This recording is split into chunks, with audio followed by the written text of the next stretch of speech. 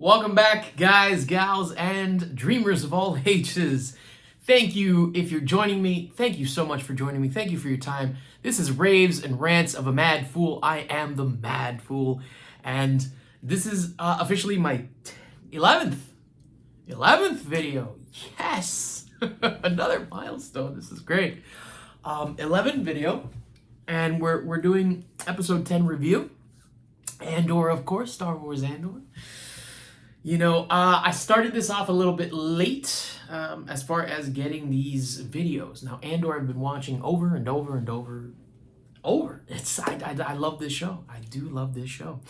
And this is 10. The next one finally will be current. So if you can, hit thumbs up, subscribe, hit that reminder, which I hear is great. And if you do, then next time I come out with my episode 11, it'll be more current and you'll get all the goods in advance. You get the goods in advance. Come on now. So we're talking about One Way Out, the 10th episode, the runtime 45 minutes. This is a new arc. Again, this is going to be 10, 11, 12. And, you know, we've gone through, I guess, Who is Andor arc, and, you know, the beginning of everything. That's the arc, the first 3 episodes.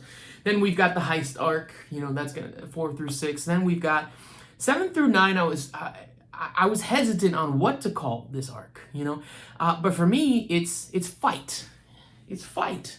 This is, well, the new arc is fight. The arc that we were finishing from 6 to 9 was the pull me back in.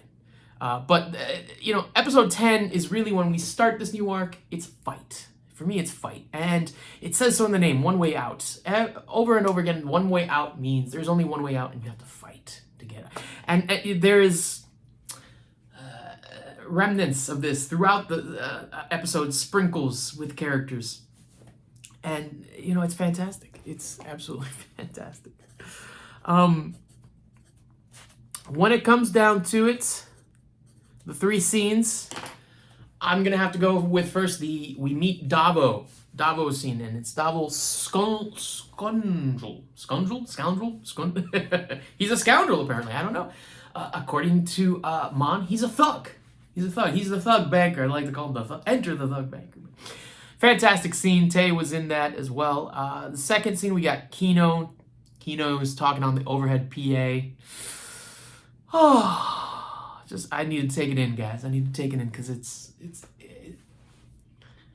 really lovely. It's amazing, and it's a piece of art. You know, I personally think that these are pieces of art, just absolutely fantastic. And then possibly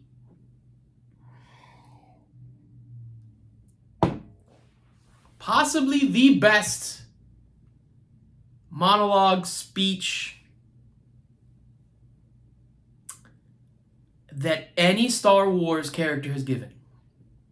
And that is Stellan Skarsgård as Luthen Rael and the end bit with Lonni. And I gotta tell you, I'm gonna repeat the whole thing for you guys. We're 3 minutes 33 seconds in, and you're thinking, man, you're crazy. The Mad Fool is out of his mind, and I am. But I'm gonna repeat the whole thing because I found it. I found it word for word, verbatim. I'm gonna try to act it out. Of course, I'm not gonna be Stellan Skarsgård. Come on. But we'll see. We'll see what happens. We're going to jump right into it, guys. We're almost 4 minutes in. And we see Olaf's dead body. So Olaf's dead body, we pick up right after episode 9. And episode 9 again ended they pulled me back in. And, you know, we know that he's there. But now episode 10, that new arc is getting out and fighting. Fighting, getting out. However you want to see it, however you want to put it. But we need to go tomorrow. Okay? We need to go tomorrow. You sound insane. Why does he sound insane? They killed a bunch of people. What do you think they're doing? No, they're panicking. They're panicking. No.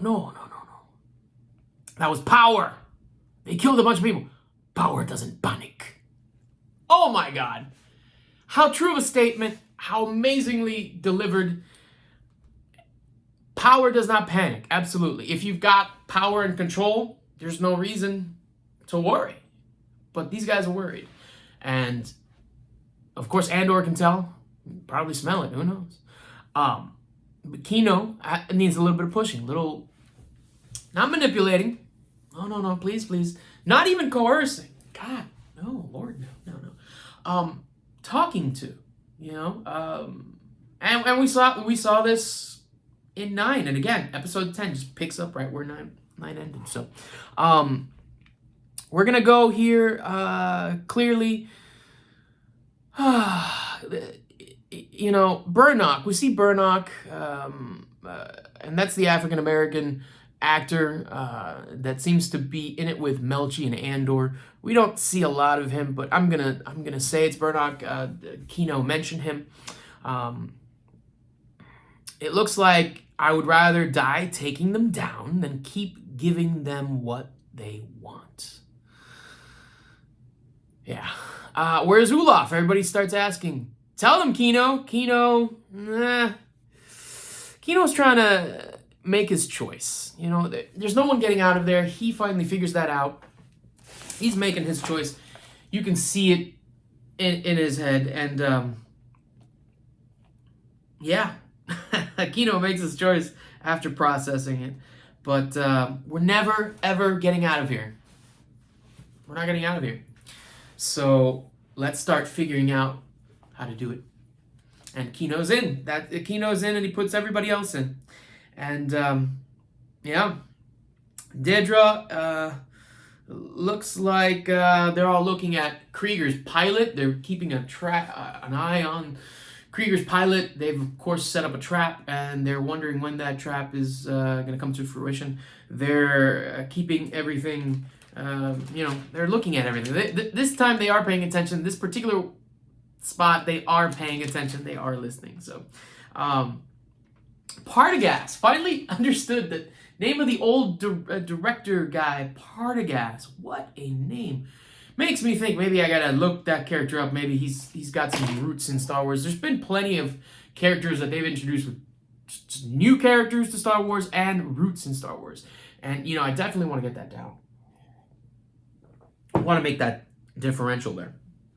But it's looking like they're just they weren't sleeping. So we cut to the guys. They're in the pods. It looks like they're sleeping. There's not. There's one way out, man. Let's make it look good. One way out. So they call it a sky bridge, and they're on the sky bridge, and they're basically working. They take the sky bridge. They start the day shift. They're working and waiting. They're working and waiting. They're watching. Now we got back on Ferrix. It looks like a doctor's been called. Marva's in trouble, or at least it's making them seem like Marva's in trouble. We don't know. Cinta is still watching, and ISB is still watching. Interestingly enough, they don't see each other. You're going to tell me that Cinta's very good at what she does. Whoever the ISB person is, I don't know them. But Cinta knows what she's doing. Does she not notice that there's an ISB, that there's also someone paying attention to Marva? We don't know. This could come out in the later episodes. We got 2 more episodes left, guys. 2 more episodes, guys, gals, and dreamers of all ages. I love it. So, enter the thug banker. This is the scene. Enter the thug banker, and Davo is his name, not Davos. Davo.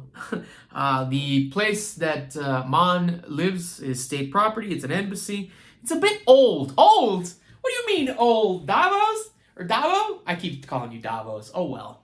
Davo, what do you mean old? So let me get this straight. We've seen this house. We've seen this house at parties. It's the embassy house. It's where Mon Mothma, Perrin, and Leda live, okay? You're going to tell me, Davo, that this is old? And he's like, I love the modern. What do you live in, man? Like, do you live in like a metal castle? Is that? I don't understand that. I didn't get that. A bit old. All right. Similar. This is similar, then it gives me vibes of similar to Cuba. So, Cuba, by the way, when it went into communism, you have to understand, Fidel didn't do a lot. Fidel Castro, who died, and now Raul is in power. But Fidel Castro, yes, guys, I'm Cuban. Yeah, I'm Cuban. Let's just little by little, let's let you in on who the mad fool is. He's Cuban. I was born here. I am an American. I love America, but I still, of course, remember where my parents came from. And the thing about Cuba is that after communism, Fidel Castro let everything slide, like There wasn't much maintenance, upkeep. There was, we're talking here in the U.S. right now about infrastructure. The infrastructure in Cuba was falling apart. And this is, by the way, coming from people who I knew at the time were coming from Cuba. But I digress. I apologize. We're back on, the thug banker, state property. So, we're not talking about Perrin, okay? We're not going to talk about Perrin. He brings up, I know your husband. We've met a couple of times, met various times. We're not talking about Perrin. This is about the Foundation.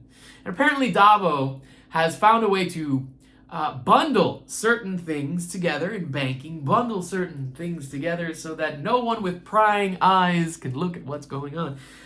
This guy, he reminds me of a Wall Street banker a little bit. I don't see him evil. Don't see it yet. I don't know.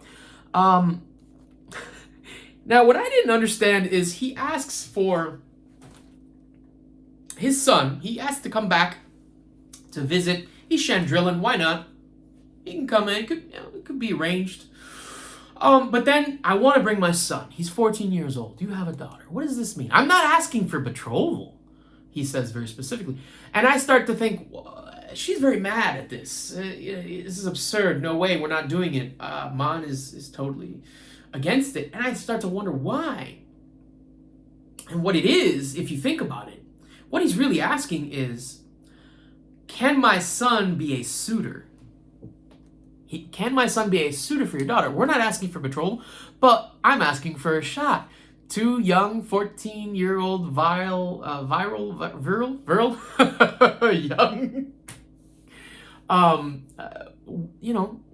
of wealthy families, of means, two wonderful kids. Who knows what could happen? And Davo, I think, wants a shot. He wants his shot at probably being, his name not have to be associated with thug. Yeah. And he might want to use Mon Mothma and her daughter. Okay. It's been a year. Apparently there's a mark on the fountain. Clea is telling Luthen. We're trying to figure out what he's talking about. And we don't know. Yeah. Don't die till you put up a fight. Great comment by Andor to one of his guys at the table. I want to say Zantaga. There's a lot of great names. Jembach. Really great names in Star Wars. Really great.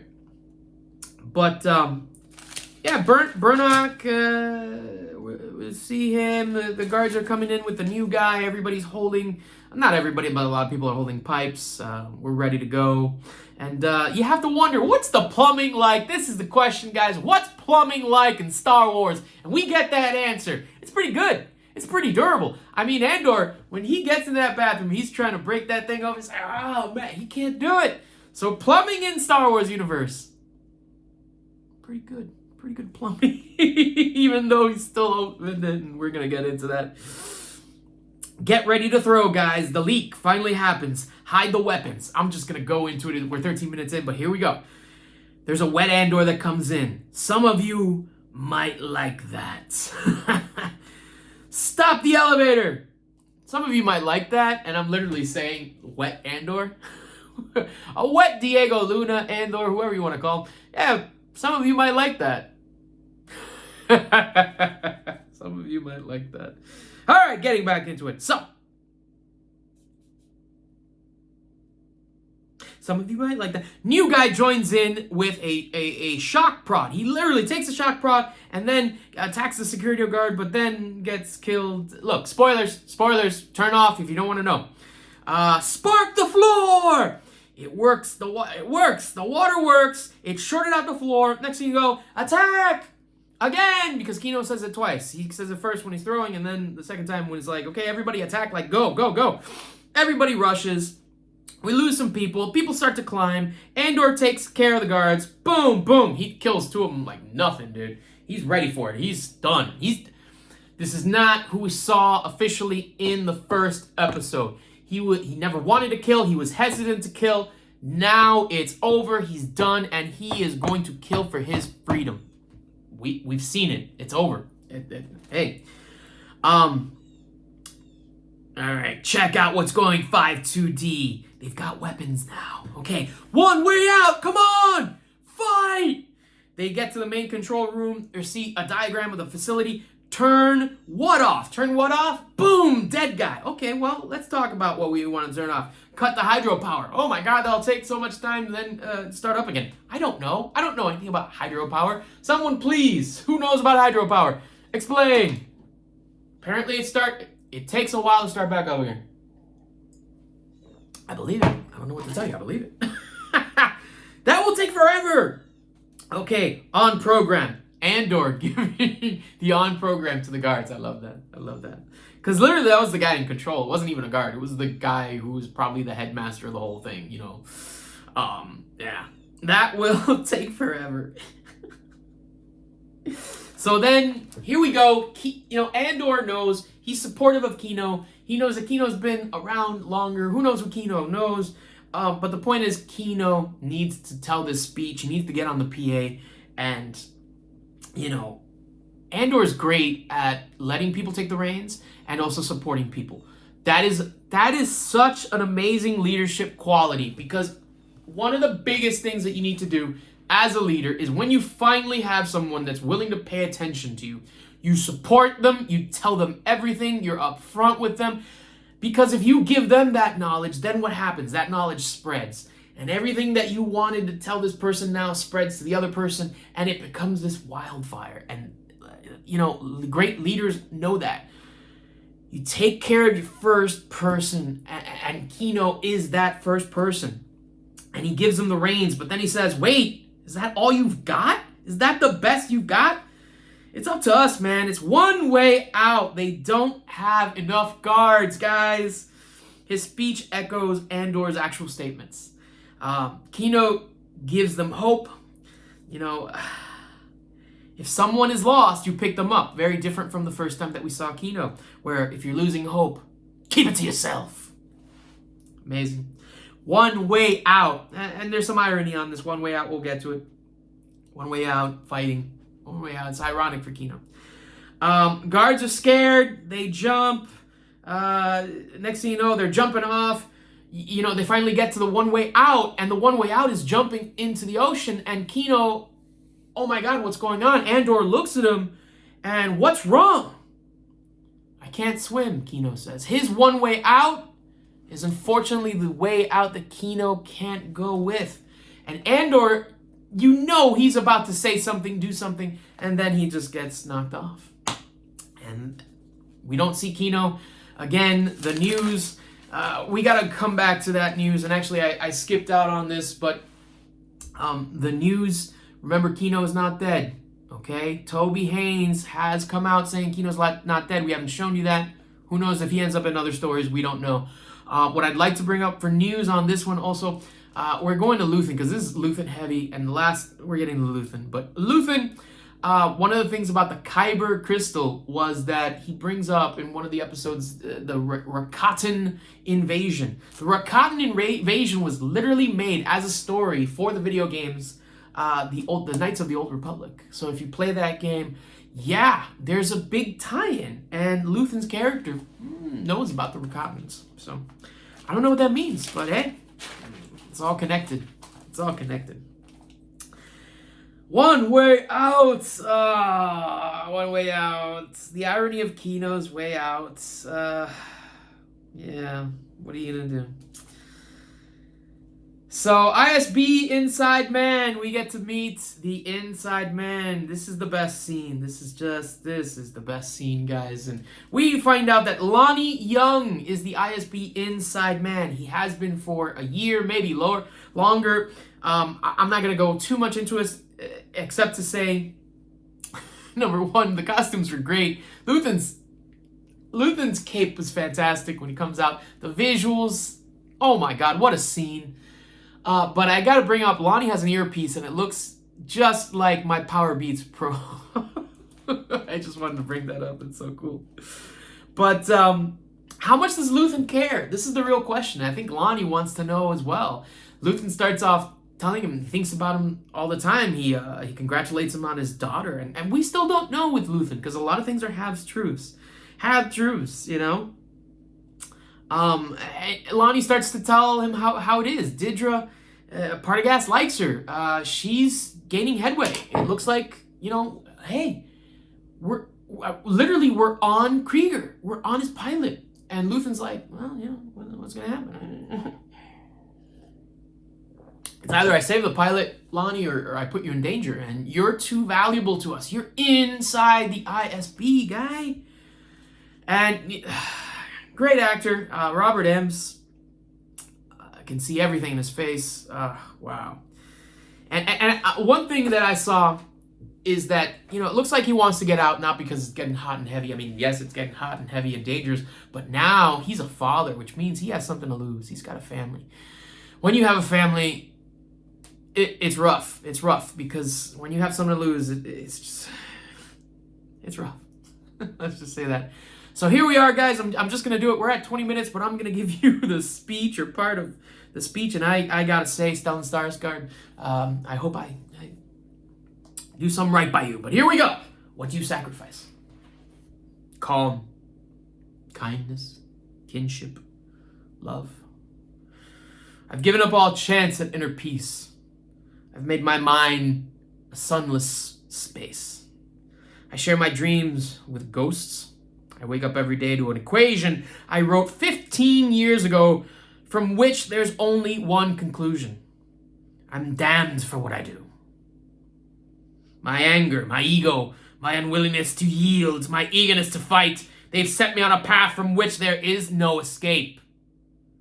I've yearned to be a savior against injustice without contemplating the cost, and by the time I looked down, there was no longer any ground beneath my feet. What is my sacrifice? I'm condemned to use the tools of my enemy to defeat them. I burn my decency for someone else's future. I burn my life to make a sunrise that I'll never see. No, the ego that started this fight will never have a mirror or an audience or the light of gratitude. So what do I sacrifice? Everything! I'm getting chills. I'm not good at it, but he was so good at it. And I'm going to leave you off with that, guys. Oh, thank you for joining me. Thank you for giving me your time. Thumbs up, subscribe, set that reminder when my new one comes out, because it will be current and up to date, and get back on this wonderful journey that is raves and rants of a mad fool. I am the mad fool. Thank you again for your time, and have a great day.